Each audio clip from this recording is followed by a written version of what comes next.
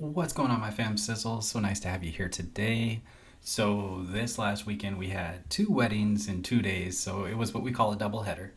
And the first one we did was in Woodland Meadow Farms, and this was the second time back, and it was almost a year exactly since we'd been back there, and they wanted a party. They wanted a party for pretty much all day, so it was really fun. Um, yeah, we party. It must have been at least a 3-hour dance set. It was just nonstop, just go go go. Guests were super polite. Everybody. It was just so much fun. It was just so much fun, and we went. We went a little bit later. Normally weddings out here they go till like 9 or 10. This one went till 11, so it was pretty cool. It was dark. It was the lighting was hitting. The new speakers were hitting just right, and all the guests just man, they were loving it. They were all singing at the top of their lungs, dancing, jumping. I mean, it was a celebration and a half. So it was so much fun. And then on Sunday we went to Mukilteo, and it was a completely different vibe. Like there, no one wanted to jump up and down, sing at the top of their lungs. This was more just kind of a hangout. We want to dress really nice. We want to just have good conversation with our friends and family, and it was cool. It was a different vibe from Saturday to Sunday, which maybe Sundays are a little more laid back in general. But it was more laid back. We weren't necessarily like the center stage, but we were more like just keep the music going. We're gonna need a microphone here and there. Can you make an announcement? Um, yeah, and that one ended a little bit earlier than 11 o'clock. So both weddings were really beautiful and really fun, and it got me thinking. Oh wait, before I do, I want to say thank you to the couples for having us out there. It was a lot of fun both days, and thank you all for being so gracious, just with your compliments and just having us out there on your special day. We really appreciate it, and we're honored to be able to do this every weekend consistently, and sometimes twice a weekend, sometimes four times in a week. It never gets old, and we only become like better at it, and we also just become more thankful because we realize how special it is to have a gift where we can give that to couples, and we can continually do that at a great level. Um, but it got me thinking that there is no venue that is exactly the same. Woodland Meadow Farms, they've got a ceremony way over on the other side of the venue, and they've got the dance floor over here, they got dinner over here, they got a bar over here, way back over there, they got the changing rooms. I mean, it's very spread out and different. Sunday we went there, it's a community center, and it's just simple layout. Roll your gear in, you're good to go. But when as a wedding DJ, when you're preparing for your season, I call them seasons now. I used to call it per show, but it's per season. And what I do now is like if I'm setting up and I get something done, and I'm at a wedding and I go, oh, what would make this process simpler, and I'll type it down, put it in a note, and then I'll look at it when I get back home like that week, and whether it be an item that I need or just something that'll simplify our setup, I'll order it, I'll have it delivered, and we'll take that off the list. So this isn't a job where it's like once you learn something you're good. This is a job where like every week it's a new challenge, every wedding it's a new challenge. um, you have to constantly be upgrading your gear, you have to constantly be upgrading how you talk to people, like questions you ask, your outlines, your contracts, how far you want to drive for one wedding. First year we were driving 3 hours. This year we're like 2 hours. We're good. We're good on all that. So there's just certain things like I think when you first get started, it's totally different, and as it should be. You should be willing to go out there and do as many different events as you want. But as you get a little further into it, I think you start to realize like what you're really good at and what you really love to do, and that's just a good reflection, I think, generally, and like how you want to approach each wedding and everything. And when it comes to ceremony sound, there is no there is no greater like skill. And I don't necessarily want to say as a DJ, but I think more as like a sound, like as a sound person. I think ceremony sound is probably one of the most complicated. It looks simple, but there's a lot that goes into it, and having the right equipment. It's taken me a good 5 years to build up equipment that actually is something that I feel very confident with, and just understanding that each venue you go to, like where you set your speakers up at one venue is not going to be where you're going to set them at another. Sometimes your ceremony will be so small or it'll be so beautiful that like why would you want to put speakers? Like you let the photographer get all the photos.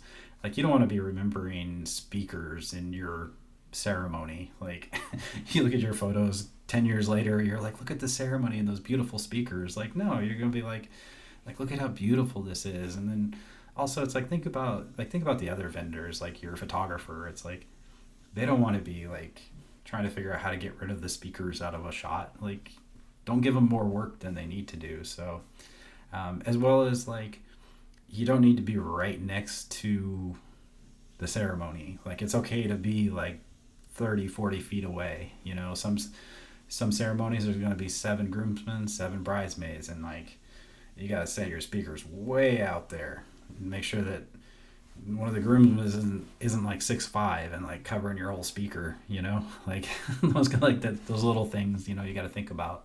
So yeah, always having good space with your speakers.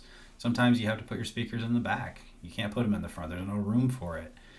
Sometimes it'll be a tiny little venue and they'll want to get married and you put a speaker over there and a speaker over there and hope for the best, or you move them to the sides. Or no venue is the same when it comes to ceremony sound, and that's something that like you have to accept and like really enjoy.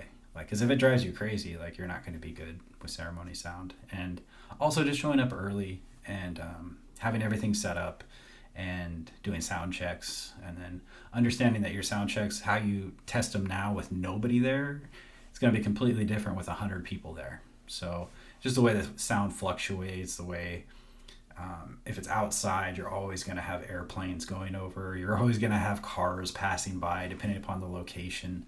And that's just something that's what it is. And sometimes you'll have wind, sometimes you'll have rain, sometimes you'll have snow. Like there is no, like we were in June and it was middle of June and it was pouring down rain, and 20 minutes free, no rain, a little sprinkle, get the ceremony done, and then it rains again, and then it's clear for the rest of the day. So you don't know these things. We actually bought some covers now for our speakers, which is crazy to think we didn't buy them before, but it was one of those things where it was like, well, we were pretty good, but then this last year we had one wedding where it was just raining all day, and I was like, you know, we'll hide the speakers inside, and then like 5 minutes before the ceremony we'll bring them out or whatever. But I'm like, let's just get some covers, put the covers over it, and we'll be fine. And all those little things, you know, they really add up to a great ceremony, just with sound and just the flawlessness that you have to have in order to be offering ceremony sound, you know, as a DJ. And then also speakers and venues, man, they have like all their sound restrictions, and it's like you can't be over this decibel level. We have a decibel reader, we're watching you.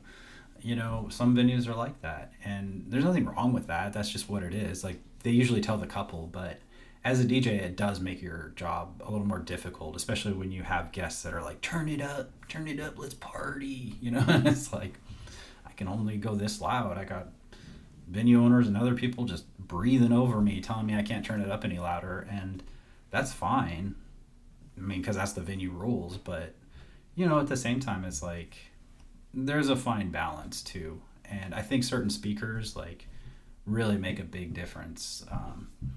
I don't carry huge subwoofers that just like rumble 10 miles away from us.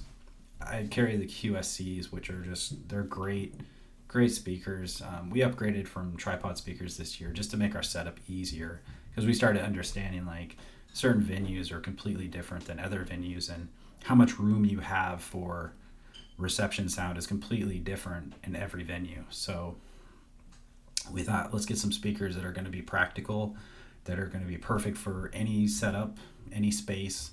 If we have 5 feet to set up, if we have 20 feet to set up, we'll have plenty of like leeway within our speakers. Also, just having them on a tripod, like people would stand in front of speakers sometimes and you can't make announcements. With the column arrays, they go up over 7 feet. They're shooting down over people and they're spread out. So you don't have to be like this or this when you're using your speakers. So It's just really nice. Like it just takes away a lot of like the excess of like overthinking, like, oh gosh, we got to move our speakers this way, oh this and this, and then you got to set up all this extra stuff with your speaker stands, and are people going to tip them over, all those things like go through your head as a wedding DJ, and like eliminating a lot of those thoughts really helps you give a better performance. So all right, guys, I don't want to take up too much of your time today. We had this last double header, and it was amazing, and we got a wedding next weekend. But this week is all about recovery, because July and this first week in August has been just crazy busy, but truly thankful to be so busy and to be just enjoying everything. So all right, we'll catch you on the next one next week. Thanks for watching. Bye.